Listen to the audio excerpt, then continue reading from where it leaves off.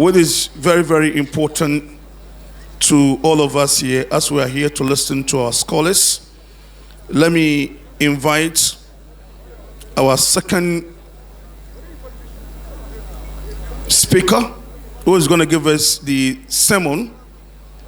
And I'm looking at the name of this scholar. And he's here with us. Malamin da dai zai ba mu karatunmu na biyu bayan Sheikh Ridwan. Muna garan shi kuma dai zai ba mu shine Dr. Imam Said Mukhtar Abubakar. Shine the Congregation Imam and Executive Director of SAID Academy. Shi kuma dai zai ba mu namu karatu. Honorable Aruna Idrisu, the Minister of Education and Member of Parliament for, Tamale Central, or Tamale North, I should say. Tamale East, right? Very well, is also here with us. We thank you. And the majority leader, the indefatigable Honorable Alhaji Mama Ayaraga, is also here. Shahana, you have 10 minutes to take us through, inshallah. Barakallah fikum.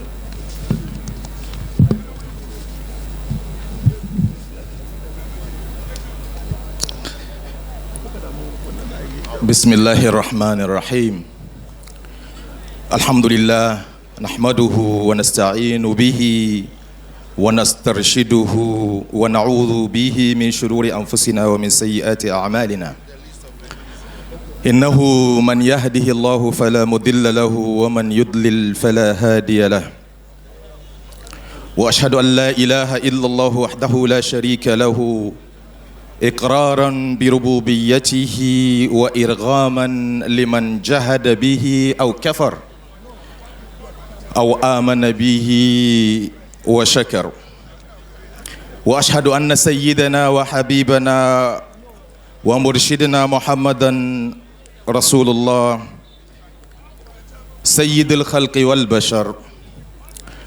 All praise is due to Allah. We praise Him. We seek His help and His guidance. We seek refuge in Allah from the evil of our own souls and the consequences of our own deeds. For whoever Allah guides, none can misguide, and whoever He allows to go astray, none can guide. I bear witness that there is no deity worthy of worship except Allah alone, without partner. I bear witness that our Prophet Muhammad sallallahu alaihi wasallam is His servant and messenger. Respected guests, my dear distinguished brothers and clerics, Muslim clerics, honorable ministers, members of parliament, distinguished ladies and gentlemen, I greet every one of you here with the Islamic greeting. Assalamu alaikum wa rahmatullahi wa barakatuh. We gather today, 7 days after the soul of our brother, the Honorable Member of Parliament of Isaiah Waso, departed this temporary abode. A week has passed when the angel of death visited our community and reminded us all of an inevitable. We have in our midst the national chairman of our great party, Chairman Johnson Asedu Inketia, is here with us. Chairman, you're welcome. Sheikh, continue. A week ago, as I said, an angel of death visited our community and reminded us all of an inevitable appointment that no one can escape. Today, as we mourn our brother, we are also reminded that death is not a tragedy to be feared, but a reality to prepare for. I'm going to go through 6 reflections, brothers and sisters, and I will conclude so that all of us here will go with the message that Allah subhanahu wa ta'ala will send that messenger, that angel to us one day. The first reflection is about the universality and eminence of death. Allah subhanahu wa ta'ala says, "Kullu nafsin ذائقة الموت وإنما توفون أجوركم يوم القيامة فمن زحزح عن النار وأدخل الجنة فقد فاز وما الحياة الدنيا إلا متاع الغرور. Allah subhanahu wa ta'ala says, every soul shall taste death, and you will only be given your full compensation on the day of resurrection. So whoever is drawn away from the fire and admitted to paradise has indeed triumphed. And what is this life of the world except a temporary enjoyment and delusion? Your Excellencies, distinguished guests, this verse establishes a fundamental truth, and that is, death is the great equalizer. It comes to the powerful and the powerless. It comes to the wealthy and the poor. It comes to the leader and the led. Our beloved brother who sat amongst the lawmakers of this nation, who served his constituents with dedication, has now answered a summon that no political office can defer, and no wealth can prevent, and no power can resist. Allah subhanahu wa ta'ala reminds us when he tells our noble Prophet Muhammad sallallahu alayhi wa sallam, innaka mayyitun wa innahum mayyitun, that you will indeed die, O Muhammad, and they too will die indeed. Quran 39:30. This verse was revealed to the best of all creation, Muhammad sallallahu alayhi wa sallam, teaching us that even he, the Prophet, despite his exalted status, would taste death. How then can we, the lesser mortals, imagine ourselves exempted? Secondly, the appointed time that no one can escape. Allah subhanahu wa ta'ala tells us in Surah number 62 verse 8, قُلْ إِنَّ الْمَوْتَ الَّذِي تَفِرُّونَ مِنْهُ فَإِنَّهُ مُلَاقِيكُمْ ثُمَّ تُرَدُّونَ إِلَى عَالِمِ الْغَيْبِ وَالشَّهَادَةِ فَيُنَبِّئُكُمْ بِمَا كُنْتُمْ تَعْمَلُونَ. Say, O Muhammad sallallahu alayhi wasallam, indeed, the death that you flee from will indeed encounter you.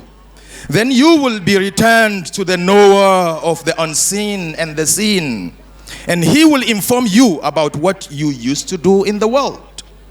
Distinguished brothers and sisters, we may build fortified mansions, and we may surround ourselves with the best of securities, and we may engage the best of medical care, yet death will find us when the time is due.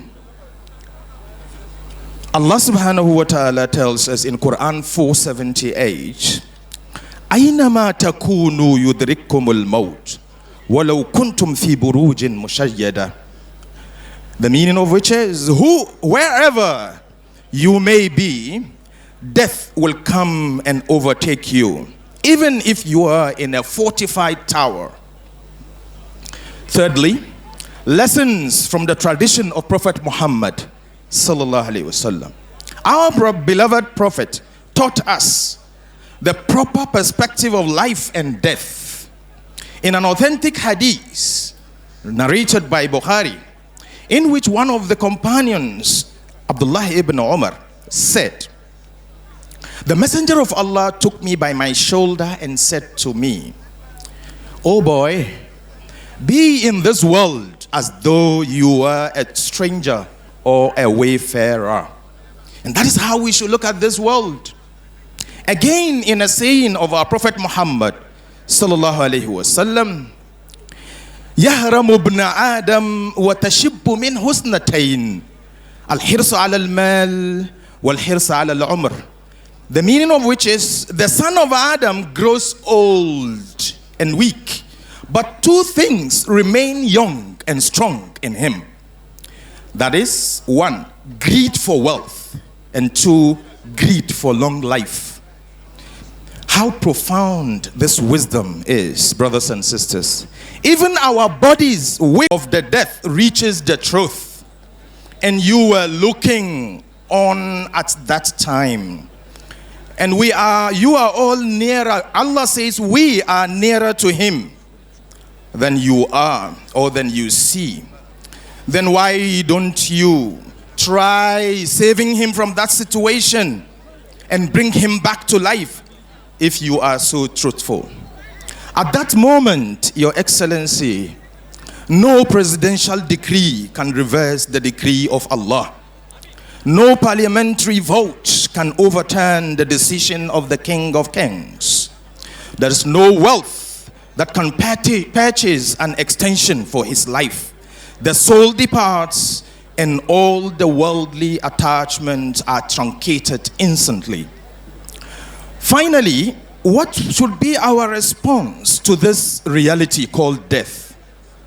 Allah subhanahu wa ta'ala tells us in Quran 82 verse 24, يَقُولُ يَا لَيْتَنِي قَدَّمْتُ لِحَيَاتِي. And that is the response. Let us wait. Allah subhanahu wa ta'ala says, the man will say, oh, would I have some time set forth so that I will be given life back, or that real life would be given back to me to do something better. Brothers and sisters, let us not wait until we are lying on the deathbed to wish we had prayed more or given more charity or served our people with sincerity and lived with consciousness of our Maker. As citizens, as leaders of this country, let us remember that we are all travelers, as this sermon tells us, returning to Allah. Our brother has completed his journey. The legacy he lives is not measured in political achievement alone, but in the hearts that he touched, in the lives that he improved, and the sincerity with which he served. In conclusion, we will pray and say, Allahumma ja'alna min alladhina yamutuna fi sabilik warzuqna husnal khatimah. May Allah make us among those who die in his cause and grant us a good ending. May Allah give our departed brother illuminated grave, expand his resting place and admit him into Jannatul Firdaus. May Allah grant the family the patience and consolation they deserve. Let us remember, Your Excellency, brothers and sisters, that the grave is the first station of the hereafter. As we return our brother to the earth from which he was created, let us reflect on our own inevitable return. وَأَنْفِقُوا مِمَّا رَزَقْنَاكُمْ مِنْ قَبْلِ أَنْ يَأْتِيَ أَحْدَكُمُ الْمَوْتِ فَيَقُولُ رَبِّ لَوْلَا أَخَّرْتَنِي إِلَىٰ أَجَلٍ قَرِيبٍ فَأَصَّدَّقَ وَأَكُنْ مِنَ الصَّالِحِينَ. Allah says in Surah 63, 10, that is, and spend from what we have provided you before death approaches one of you, and then he will say, my Lord, if only you would delay me for a brief time, so I would give charity and do good amongst the righteous. The time for action is now, brothers and sisters, while we'll still have breath in our bodies and strength in our limbs. Tomorrow may be too late. Walhamdulillahi. Wassalamu alaikum wa rahmatullahi wa barakatuh. Wa alaikum assalam wa rahmatullahi ta'ala wa barakatuh. Dr. Imam Sayyid Mukhtar Abubakar.